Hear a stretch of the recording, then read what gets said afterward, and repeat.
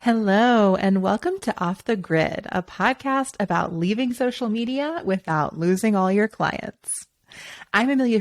I am a writer, speaker, and the founder of Softer Sounds, a feminist podcast studio for creative entrepreneurs. I am also, as you might have guessed, the host of this podcast. And I like to consider myself your guide and fellow explorer as we launch and grow thriving, feel-good businesses without social media.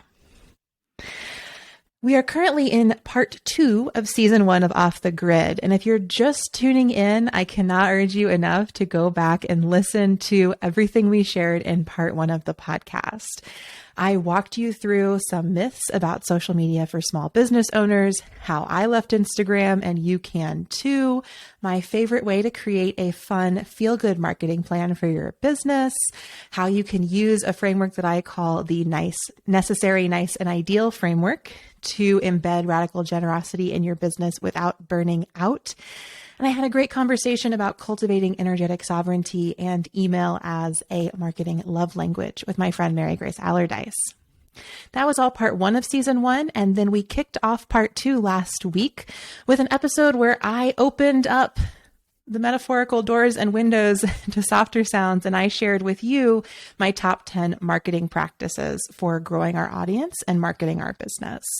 So last week's episode is really great for people who have a little bit of a, we might call it a nosy streak, who just really love to know what other people are doing.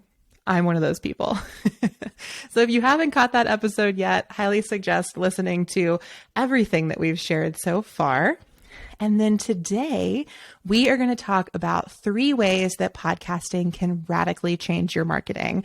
Or as I like to think about it, my 3 favorite things about podcasting for small businesses. Now, before we dive into that topic, I do have 2 quick offers/asks for you. The first is a reminder that the Leaving Social Media Toolkit is free and available for you to access anytime. All you have to do is click the link in the show notes, drop your email address there, and you'll get it in your email automatically, almost instantaneously, thanks to the magic of my favorite email service provider, Flowdesk. There's also an affiliate link to register for Flowdesk in the show notes. But I really love that social media toolkit, and you heard about that if you listened to the last episode. It includes 3 tools that I have used and use all the time in my business, including a 5-step plan for leaving any social media platform, a list of 100 ways to share your work off social media, and a creative marketing ideas database. And that database is the foundation of all of the marketing that I do at Softer Sounds. So I hope that you'll go download that. Again, it's free, so there is no cost to you. And it's not like your cost is getting a million emails, because you don't. You get 1 email with the toolkit in it.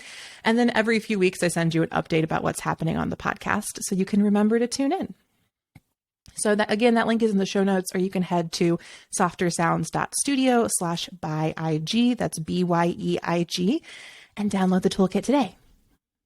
My second ask/offer is a reminder that for the rest of season 1, we are hosting a giveaway. 1 lucky US-based listener can win their very own copy of the Instead deck from Inner Workout. All you have to do to enter to win that giveaway is to leave us a voice message at speakpipe.com/offthegrid. That link to listen is in the show notes. I also want to say that if you're not able to record a voice message, you can email us your question and you will be entered to win the giveaway as well. So I would love your voice messages so I can share them and answer them later on this season. But if that's not something that you can or want to do right now, feel free to just send an email to hi@softersounds.studio. Share your questions or your thoughts on the podcast there, and I will also enter you to win the giveaway. At the end of season 1, which will be sometime this summer, I will take all of those entries and select one to win that free Instead deck from Instead deck from Inner Workout, as shared here on Off the Grid. And you might have heard about this deck in previous episodes. It is an amazing tool created by my friend and future podcast guest, Taylor Elise Morrison. It's a card deck that helps you scroll less and invites you every time you think about swiping, scrolling, or double tapping to pick up the deck, draw a card, and connect with yourself instead. So Off the Grid listeners do get a discount for if you want to purchase the deck, or you can enter to win the giveaway again by leaving a voice message for Off the Grid, or sending us an email with a question. And again, I really invite questions, comments, big feelings, whatever it may be. I'd love to answer your questions in a future episode and just share your reflections and what's going well or not well in your business in relationship to social media. So you can send all of that one final time in an email to hi@softersounds.studio or a voice message at speakpipe.com/offthegrid. Links to that. The link to that is in the show notes. All right, y'all. Are we ready to dive into today's episode? I am excited. Today's episode, again, is about 3 ways that podcasting can radically change your marketing, or my 3 favorite things about podcasting for small business owners. Now, of course, full disclosure up front, I am the founder of a podcast studio. So obviously, I love podcasts. If you're listening to this and you're like, podcasts are not and never will be for me, that's fine. You know, there are lots of episodes of this podcast to tune into. I'd also invite you to keep listening and consider if they might be for you once you have a chance to think more about the opportunities they present your business. I am not here to try to make you start a podcast, nor to try to make you start a podcast with me, but I have learned so much through the creative act of podcasting, which I've been doing for over 5 years, as well as through working with my podcast clients who are all small business owners like yourselves. And I have just seen how podcasting has transformed their business practices and transformed my business practices. And that's what I want to talk about today. So, caveat out of the way, let's dive in. I want to tell you up front what the 3 ways podcasting can radically change your marketing are. So the first one is that podcasts are embodied. The second one is that podcasts help us slow down. And the third is that podcasts invite support. So in the rest of this episode, I'm going to walk us through these things. How are podcasts embodied, slow, and supportive?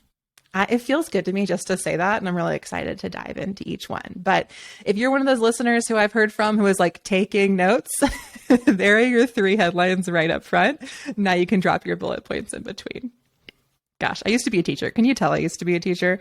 I taught college students for like 5 years when I was in my PhD program, and I still think that way sometimes. I made a joke recently. I was on a call with a account manager who was like actually helping me with something, and they put up a PowerPoint slide, and I just immediately started like answering every question and narrating the whole thing. And they were like, "Oh, you're just doing it." And I was like, "Yeah, that's how I teach. I'm so used to this." So anyway, forgive me or appreciate it. I don't know. It's both. All right, let's dive into this first way that I think podcasts can radically change your marketing. And that number 1 is that podcasts are embodied. So what do I mean by this? Podcasts bring your voice and therefore your body into your conversations with clients and potential clients or customers. So because of the way that podcasts are about the voice, they give us this opportunity to, the way I like to think about it is kind of like cast our voice out there to listeners. And in doing so, we're sending our body with it. There is something different about hearing someone's voice say something and reading it from a computer screen or in print. And I think that has to do with the fact that when we read something, it's happening in our own voice inside of our head to some extent. But when we're hearing it, we are actually hearing the other person's voice. And I think that in that, the other person's voice brings all of your values, your nuance, your emphasis. Like it just brings what's most important to you along with the message. And there are certainly ways we can use writing to do that, but there's something about the voice for me that it brings the body with it. And in doing so, it brings our body to our values, to our marketing, to our sales, and it makes a deep connection. I think that podcasting is often like being in the same room with someone. So in a world where so many of our businesses are purely online, or we only engage with customers online, my business is like that. A podcast is the way to get that feeling of sharing space with someone. And I don't know about y'all, but my email inbox is never a place I feel like I'm sharing space with people. So as much as on this podcast overall, I really emphasize the role that email marketing plays in my work. And I have really talked a lot about how I use email to nurture community and to continue connections. But I think that it's podcasts that really allow me to be in the room with somebody. And that's what builds trust, in my opinion, faster than anything. Being with someone, not just speaking to them, but speaking with them. And there are certainly ways, and we'll talk about this more in a second, but there are ways that podcasts can feel like you're just talking to nobody. But every time I am recording, I think about somebody who's told me they listen to the show, and I'm pretending that I'm having a conversation with them. And I'm kind of imagining what their responses would be or their questions would be. Obviously, I'm not in the room with them, but it brings that effect of sharing space, physical bodies in space, oral, AURAL bodies in the shared space, even if it's digital space. And so when I say that podcasts are embodied, I'm really thinking about the voice, and I'm really thinking about that idea of sharing, the way that having a conversation is different than giving a lecture. And of course, when you're recording your podcast, you are kind of lecturing, right? There's not actually somebody, unless you're recording with someone, it's just me here on my computer talking at you. But I think that you can have a sense that you're talking with someone. You can invite that in. And for me, that has always been easier in podcasting than over email, or especially over social media. On social media, I felt like I broadcast everything, and I got immediate reactions, and it was really intense and hard sometimes. And I made really deep connections there, and I made amazing friends that I work with to this day from social media. But there's something different. To me, when the connection happens through a podcast, it's like we've already been on a call together. It's like they already have a better, more intimate, more embodied sense of me. And as a business owner, that really makes my life so much easier, because I don't necessarily have to hop on a sales call to make a sale, or I don't have to do a hard sell or offer the free workshop or do the other thing, because the podcast has already done all of that trust building work and all of that audience warming work to get them ready to buy. And that is such a gift if you want to have an easier time marketing your products or offerings. Having an audience that is ready to buy from you is the difference between having to a grueling launch and not. And so podcasts help with that, because podcasts are embodied and they bring your voice and your body into those conversations with clients and potential customers. Another way that podcasts are embodied that will radically change your marketing is that your body has to be feeling okay for you to record a podcast, because your voice gives away so much. Now, I want to add an addendum to this to say that we all have different lived experiences of our bodies. I know plenty of people with chronic illness, chronic pain who record podcasts, and of course their body doesn't feel good when they're doing that. Or you can handle and manage pain in many ways and still record a podcast. I don't want this to come across as your body has to feel or be a certain way to record a podcast. But I want to say that for me, podcasting invites me to check in with my energy, to check in with how my body is feeling, and to see if my voice is ready to be shared that day. When I was just writing for social media or for email or doing a lot of these less embodied marketing tasks, I would push through whatever I might be feeling in my body. But with podcasting, I find that I really have to be and am more grounded in my embodiment for recording. There's also the fact that the voice is supported by your body. For your voice to sound good, you need to be paying attention to your body. You need to be lining up your vocal cords, your lungs, and your diaphragm. You want that clear channel of air between those things so that you're speaking well. You need to hydrate so your voice has the moisture it needs to project and come out of your body.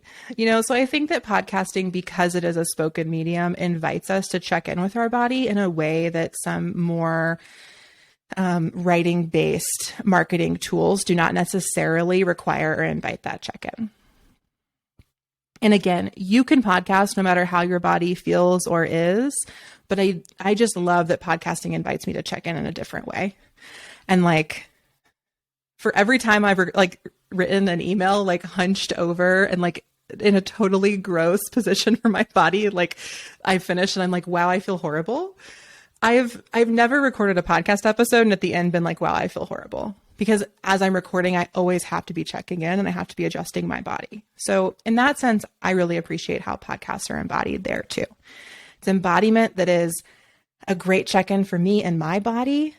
And then again, that like sending my body out into my marketing to commune with my customers and clients and embodying that shared space for us too.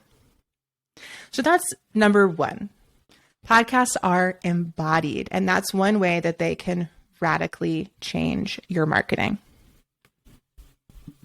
Let's move on to number two. This one I think is my favorite. I don't know if you can have a favorite off of a list of three things, but this was the one that inspired me to make this episode. Number two is that podcasts help us slow down in our marketing and our business practices. How does this work? I started thinking about this in direct comparison to social media, because with social media, the feedback is instantaneous, right? You post something and there's that instant gratification of likes or comments, or that instant rejection of no likes or comments, right? We've talked about that in earlier episodes. Social media is all about that instant approach. It also may be, especially when we get to stories and things, you're being encouraged to share what's happening immediately in your life. And I know that many of us have had content strategies, and maybe the content going up on your social media is no longer immediate. But I think for many of us, it is. It's like experience, capture, post. All of that is condensed into very few minutes. And then it's experience, capture, post, feedback. Experience, capture, post, feedback, right? It's immediate and it's constant. And it's why we feel this like churning cycle that's so overwhelming. It's why so many people write to me about how burned out they feel on social media, because it moves so much faster than our bodies and our lives. It moves so fast. Podcasts help us slow down in many ways. So let me walk us through some of the ways. Podcasts help us slow down as we make them, because there's more time between the idea for an episode and the recording. That there's all these spaces there are time, I guess is what I want to say. We have an idea for an episode. Then there's time until we record the episode. Then there's time until and as we edit the episode. Then there's time until we edit and release the episode. And then there's even more time as people listen until eventually they might reply or give you feedback. All of that is compressed often into the space of an hour or less on social media. But in podcasting, it's generally like a week or more. Podcasts take time to create, and so they require us to slow down. Now, can you make podcasts in a super urgent way? Yes. Do I do that with my clients? No. I am not interested in like the moving at the speed of light podcasting. I don't work on a show like The Daily, and I never desire to. I'm really invested in how podcasts can help us slow down, because there is this time. Something one of my favorite clients said to me, shout out to Janine of Feel Good Retail and the podcast Retail for the Rest of Us. Something she said on one of our early calls was that she discovered that like, wow, podcasting is not blogging. And how we unpacked that together is that it's a totally different timeline. With blogging, she would find that she could have an idea, write it out, publish it, done. And it could move really fast. But with podcasting, even if she had the idea and recorded immediately, there was still the time to get it edited. And then there was still the wait until she caught her next Tuesday to release it. Because podcasts normally come out on a weekly or bi-weekly or monthly schedule. So even if you get things done quickly, you're still kind of waiting to be like, okay, when's my next release day? And this will come out then. So I love that line. Podcasting is not blogging. It's like so obvious, but it just really speaks to this difference in temporality. I'll use a philosophy PhD word there. It just moves slower. And honestly, at this point, I am inviting any opportunity for slowness in my business that I can as an opportunity for sustainability. So Podcasts help us slow down by removing the immediacy of feedback, slowing down as we make them, and then again, slowing down as we release them, and slowing down as people respond to them. So if I open this kind of point by talking about how social media is so compressed, right? Like you post your TikTok and it's like supposed to go viral immediately. That's so compressed. Like you get responses immediately. And so much of the focus is on being live, right? When you're live, you completely remove any time between like publishing and feedback, because the feedback is supposed to be happening simultaneously with the content creation. But in podcasting, there's a very beautiful boundary between you and your listeners, which is time. Because most people do not listen to a podcast the second it drops. And it also doesn't have this thing that happens in social media where like your podcast only gets like, you know how social media does the testing where they serve your content to a small audience, see how it performs, and then serve it to a larger audience? Podcasting doesn't do that. So you don't need to have that immediate uptake because you're not counting on that immediate uptake to get to the wider audience. On podcasting, if people are subscribed, they will get your episode in their subscription platform when you publish it. And then they just get to listen to it at their leisure. And sure, sometimes our queues fill up and we miss an episode or we go back, or like even my favorite podcast, sometimes I'm like, oh crap, I didn't listen to the past 6 episodes. I have to catch up. But it allows this spaciousness. And then because podcast platforms don't have comments, they don't have, likes and things, people are not giving you that feedback on every single thing that you say. Most often to give feedback, people will have to send you an email or send you a voice message or, do something else that requires intention. And so many of the podcasters that I work with really do find that kind of like boundary is really, really nourishing for themselves and their audience. Being able to share vulnerably without the fear of that immediate, sometimes it can feel like a slap in the face, right? Like write this post, you put something really vulnerable out there, and the first thing you see is somebody being like, I don't get this, or like, this is not for me, or you're wrong. It's so hard. It's so hard to have that experience. And maybe you're somebody who shares vulnerably on social media and just gets floods of positive feedback, and that's like really supportive for you. And I completely understand that feeling. And that was me for a long time, but I can tell you, I can pinpoint for you like the 3 times I got really negative feedback immediately. And I couldn't tell you about the 300 times I got positive feedback immediately. And it just taught me that I wasn't willing to take that risk anymore with people I didn't know. Like this, it wasn't people I was friends with. It wasn't a supportive community. For me, it was just like complete and total strangers on the internet telling me I was fat. Because most often this happened on posts where I was talking about fat feminism or sharing pictures of my body. And like, I never need that. And I've never gotten that response on a podcast. Granted, in this example, it does, I guess, have to do with pictures of my fat body, which you can't see if you're listening to a podcast, but I'm sure you can think about other ways in which podcasting does not seem to invite that immediacy of feedback, which does create a boundary between you and some of that really harmful negative feedback that can happen on social media platforms immediately. So that's the other thing I want to talk about when I talk about podcasts helping us slow down. This is also a reminder to me to talk slower. I get excited and I talk really fast. But another way that podcasts help us slow down is through longevity. Your podcast feed, once you put it up there, will be up there as long as you keep paying for it, or if you use a free host, as long as that host exists. People can return to your podcast episodes over time. You can continue sharing them. Yes, that's true about resharing your social media posts, but I think, social media posts, as they say, your stories are up for 24 hours. Your feed posts will maybe get about 36 to 48 hours of actual people scrolling in their feed and finding it time.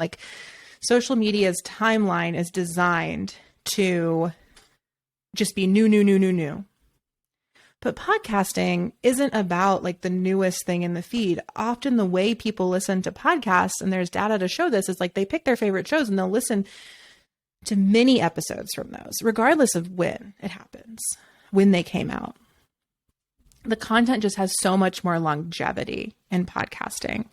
And at this point in my business, I'm really only interested in creating content for the long term, because I'm only interested in building a business for the long term. Because if my business is going to be built for longevity, then my content marketing needs to be sustainable and also built for longevity. So the 3 ways that podcasts help us slow down is they help us slow down as we make them, because they stretch out that timeline between idea, recording, editing, and publishing. They also help us slow down by removing the immediacy of the feedback to what we've created. So we get delayed gratification, and we get that nice boundary, a healthy boundary between ourselves and our listeners. And then 3, podcasting helps us focus on longevity, helps us create content more sustainably. And something that a friend and fellow business owner of mine said that I really love, shout out to Lex Ritchie, in a session of ours, said, podcasting is a way to divest from the short term. I'm going to say that again because it's so good. Podcasting is a way to divest from the short term. Again, podcasts help us slow down. They get us out of this culture of urgency. They get us out of thinking only about what's next, short term. And they invite us into this bigger picture, longer term, vision level view. And then going back to our first point, they help us embody that vision through our voice and send it to our customers or clients. It's magic, y'all. It's like truly magic. I love podcasting so much. And it's just such a game changer for small businesses. And I just love helping my clients see and do that, and then watching how it changes their businesses in the process. Okay. Point 3, my last of the 3 ways that podcasting can radically change your marketing. Number 3 is that podcasts invite support. Podcasting is not a solo sport. This is something I say in some of my onboarding emails, but podcasting is not a solo sport. It is not something I suggest just doing alone. Podcasting has many steps, as you might have just heard when I made the blogging and podcasting comparison, right? Like blogging was idea, outline, write, publish. Podcasting is idea, outline, record, edit, write show notes, publish. There are many more steps. And so I think what almost every podcaster I know discovers is that they do not relish in every one of those steps. Like most podcasters just want to have the idea, record the episode, and then get someone else to do the rest of it. Some of them also love editing or love show note writing, but it's really the process is too intensive or too much or too many steps or too something for us to enjoy it all alone. And so podcasting invites us, encourages us, for many people forces us to bring on support, to keep our podcast going and to support the podcast in our business. And I think that many small business owners, myself included, need to hit those points in our business where we have to bring somebody in so our business can grow bigger than just us. And I relish in those opportunities when I find those moments where I'm like, wow, I can just not be doing this. And then I get to figure out how to bring in somebody else who's really good at that. And I get to pay them to do that. And then my business is supporting someone else's business or life, business and life in the process. And I've just seen time and time again with so many of my clients, their first contract hire is podcast support, because podcasts teach us that we can't and shouldn't do everything, and that we can bring in support to help our vision travel farther. And so that's where, of course, a podcast studio like mine comes in. That Softer Sounds is built to bring in that level of that support for small business owners. And I've kind of created that at a wide variety of price points, depending on what your budget is for that support or how much support you need. But regardless of whether or not you want to start a podcast, want to hire somebody to help with your podcast, want to hire me to start your podcast or help with your podcast, like that's not really the point. The point here is that as small business owners, we need more opportunities to invite that support into our businesses. And podcasting is always just a place that seems to show up over and over again for people. So I think that's another way that podcasts can radically change your marketing, because they show you how to bring on help. So 3 ways that podcasting can radically change your marketing. 1, podcasts are embodied. They encourage us to stay in and with our bodies in our marketing practices. And they help us carry our bodies out there into the world through our marketing practices. Number 2, podcasts help us slow down. They invite us and maybe force us to slow down as we make them. They create really healthy boundaries around feedback that's supportive for ourselves and our listeners, which I gotta say is really careful, especially because of that first number 1 I just said, where your voice carries your body with it. You need those boundaries so that stays safe, y'all, for you and for your listeners. And then podcast also helps us slow down by giving us that long-term view, reminding us that sustainable strategies are long-term strategies. And number 3, podcasts invite support. Podcasts are often moments where we realize that we can't, don't, and shouldn't have to do it all alone, and that we can find ways to bring support into our businesses and to get the help that we need and desire. And that's it. The 3 ways that podcasting can radically change your marketing, or my 3 favorite things about podcasting for small business owners. This episode has been really fun to record because podcasting is so close to my heart and my business. And because of that, we're also going to extend this conversation another week. And next week, I will have a guest who is going to share more about her podcast work, how she helps people launch podcasts, and even more of our ways that podcasting is a game changer for small businesses. And Chelsea is really going to talk a lot about how podcasting changed her business and really fundamentally changed how she markets and sells, particularly her courses and coaching. So if you're listening to this episode and you're like, yeah, this is great, but I want a real example, Amelia, it's perfect, because next week you're going to hear from somebody who's going to provide all of that, who's going to ground all of this in her own business for us.